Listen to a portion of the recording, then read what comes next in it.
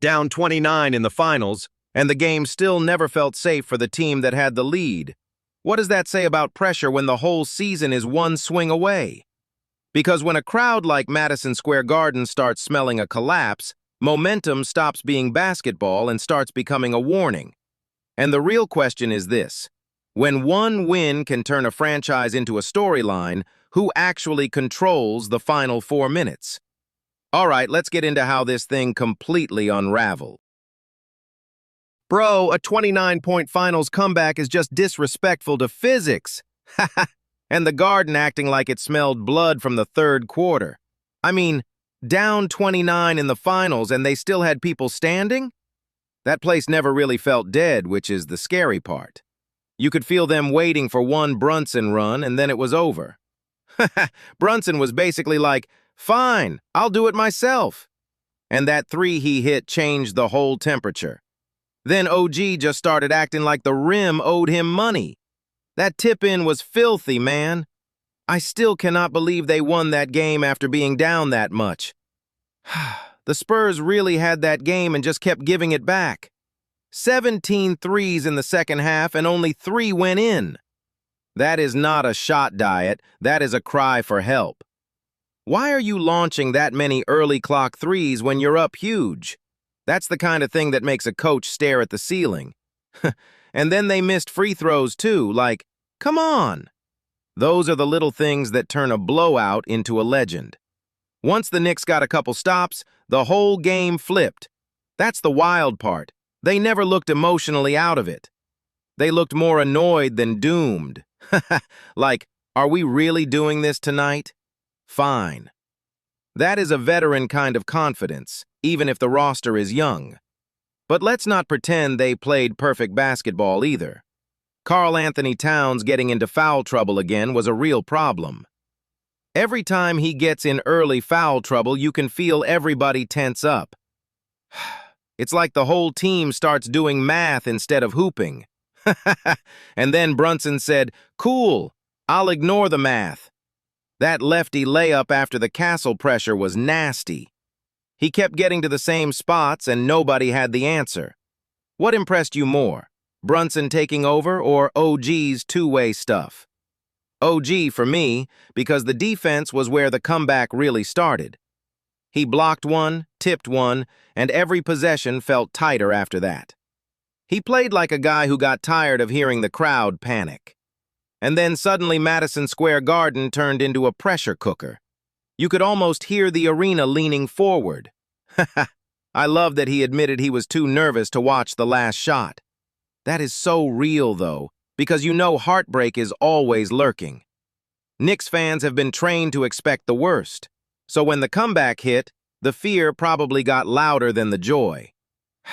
That is honestly the most Knicks thing ever. But now they're one win from the title, and that changes everything. One win away from ending a drought like that is insane.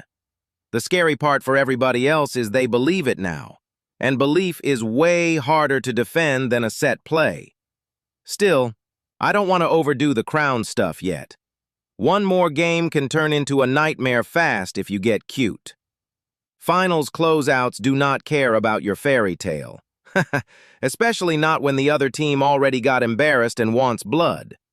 That's why Game 5 is going to feel heavier than the last one. Do you trust the Knicks to carry that same edge again? I do, because the energy looked real, not fake postseason energy. They were communicating, scrambling, and actually trusting each other. That is usually the part people fake in interviews. But this team looked like it was running on pure chaos and conviction. And honestly, that's why this comeback feels bigger than one game. It tells you they can survive bad stretches without folding. A lot of teams talk about resilience like it's a slogan. The Knicks actually looked like they had a pulse and a plan. Well, a pulse, a plan, and a giant Brunson shot chart. I'm still stuck on the fact that the Spurs let that slip. Up that big, you've got to slow the game down and squeeze air out of it. Instead, they kept letting the Knicks breathe. Never a good strategy against a home crowd on fire. That crowd becomes a player at that point. Every stop felt like a made basket because of the noise, and every missed Spurs shot felt heavier than the last. If they finish this, where does that comeback rank all time for you? It has to be near the top because it happened in the finals. The stage makes it ridiculous, not just the margin. Nobody wants to be the team that gets turned into a trivia answer, except the Spurs basically signed up for that if they lose the series. And the crazy thing is, they were still talented enough to win it. They just played the last stretch like they forgot the clock mattered, which is bold when the other team has Brunson feeling himself. I love that the Knicks never stopped acting like the next shot mattered. That's championship behavior right there. You can tell the whole locker room probably feels different today. Different is one word. The other word is terrifying for the league. If they close it out, this night becomes one of those forever nights. The kind people remember exactly where they were when it happened. And if they don't, this still becomes a warning shot. Either way, the Knicks just changed the whole story of this finals. Yeah, now everybody else is the one trying not to panic. And that is a beautiful thing to watch from the outside. Bro, 29 down in the finals is outrageous. That is not a comeback, that is a robbery. And the wild part is, they never looked emotionally dead. Most teams down that much start playing like they're asking for permission.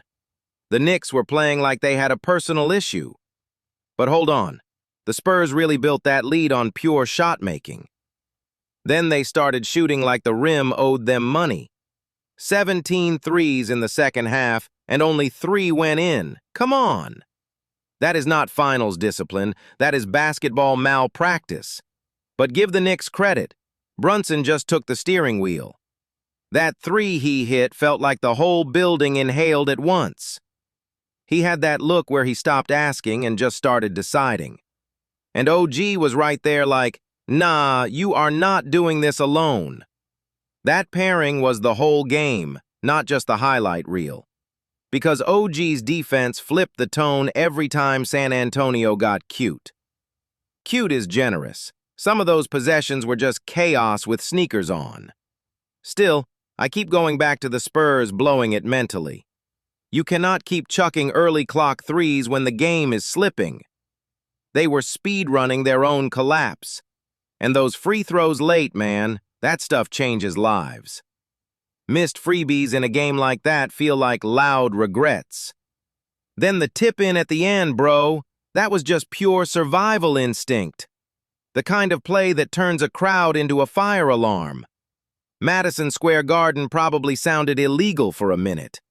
And the funniest part is, the Knicks still looked scared after taking the lead.